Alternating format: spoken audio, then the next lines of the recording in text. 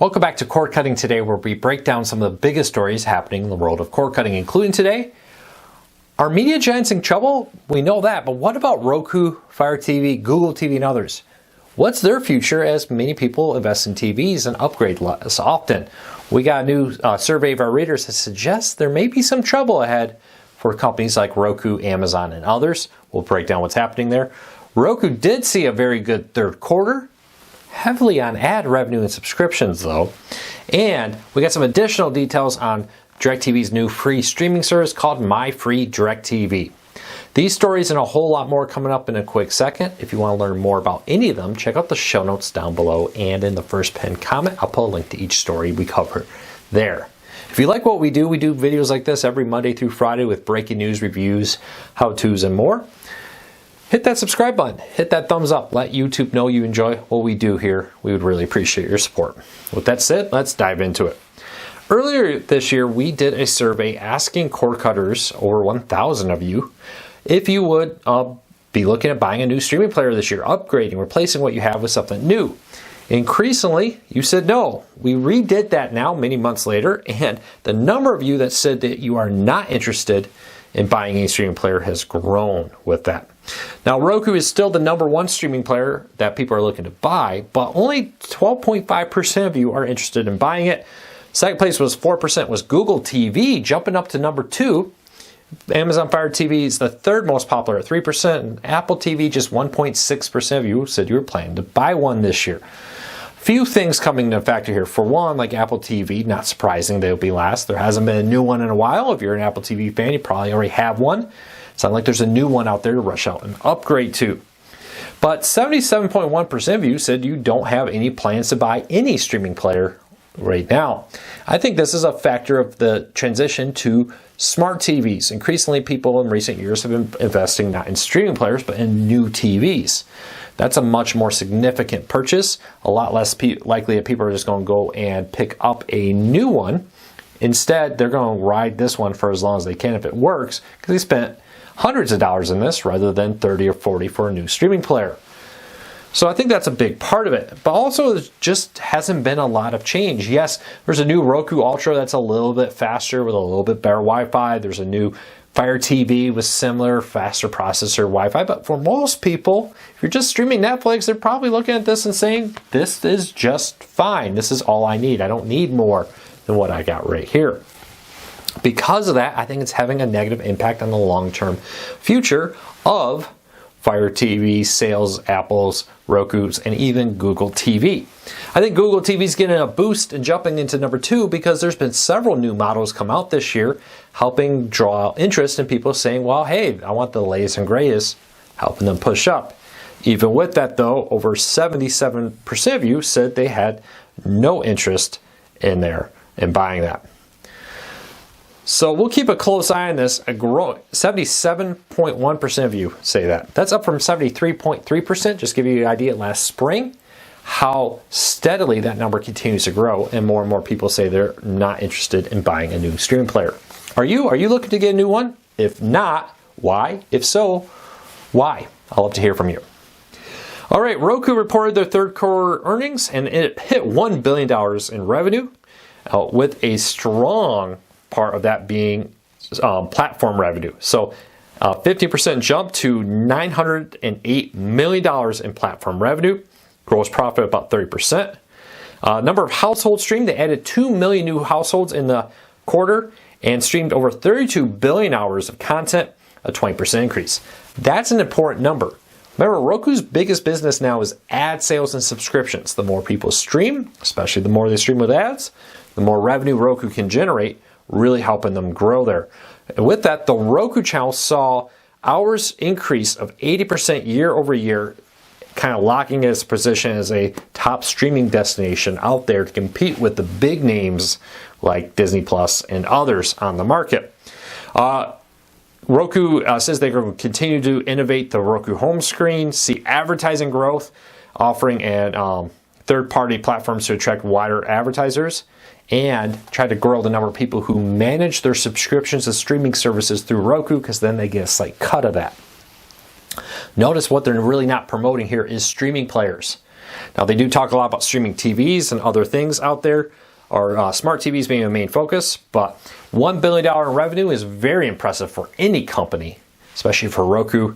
And it's interesting to see platform revenue being the biggest chunk of that. All right, let's keep moving along. Yesterday, MyFree DirecTV, the new free streaming service from DirecTV, launched early. Officially wasn't going to launch, and still officially, I believe, won't launch until November 15th. We've been told that it's available on select devices. It is available on Roku and others.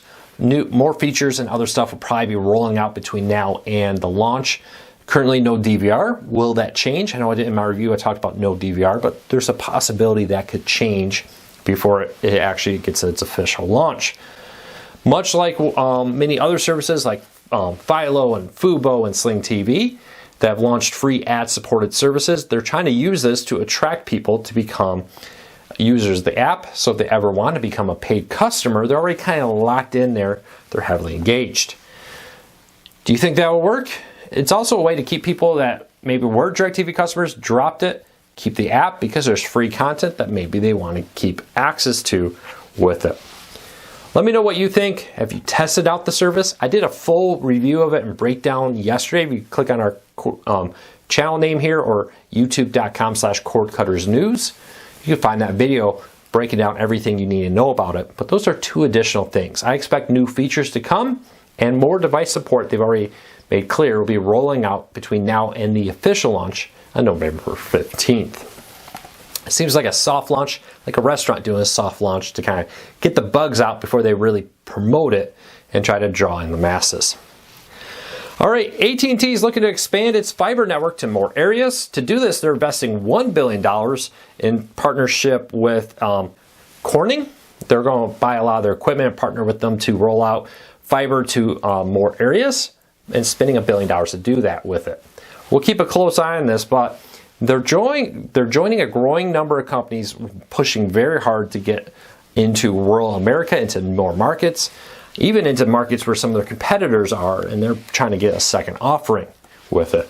It'll be interesting to see how that plays out, but AT&T investing $1 billion in fiber, I love it. I think more and more getting out there. Now that sounds like a lot of money. It's really not. Once you get into rural America, it becomes very expensive to connect rural America because in a large city, I run a mile cable, I can connect multiple customers. Who knows? In a major city like New York, hundreds of customers in those big towers could be connected for a mile of cable. In rural America, it may be a little cheaper to run that because you're not having to do as much, but you may run a couple miles of cable to connect one or two customers in very rural parts of America, which has always been a big issue when it comes to bringing high-speed internet and any type of service like this to rural America. It'll be interesting to see how many people actually get connected, but AT&T has been continuing to invest in their content there. All right, next story up. Netflix is adding, or will be adding, Universal live-action films. Now, Netflix has already had a deal for Universal, NBC Universal's animated content. Now, with this in 2027, live-action films will come to Netflix. They'll first appear on Peacock for a window, then come to Netflix for a 10-month exclusive window before they return to Peacock with this. So we've seen this with other ones.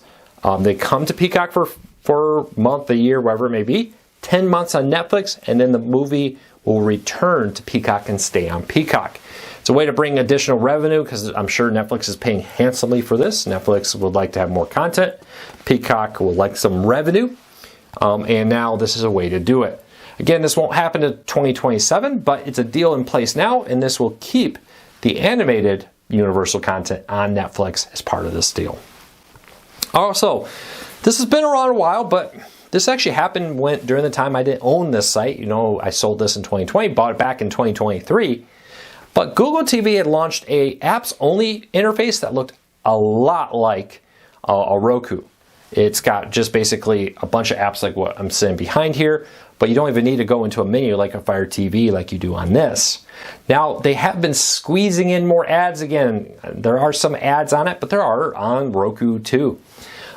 With this though, if you're interested in learning how to access this and have just the apps only on your Google TV, check out the show notes. I have a link to our story with how you can enable that to remove all the recommendations and other clutter on your home screen and just show the apps there. Well, that's it for today. I hope you like my jacket. This is the same jacket I wore all those years ago back in the day. I've had it for quite a few years in my closet. I forgot it last year. Glad I remembered it this year.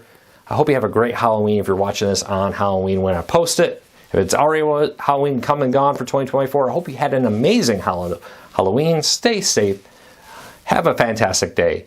Take care, everybody. I'll see you again tomorrow. Hopefully not in too much of a sugar coma. Take care, everybody.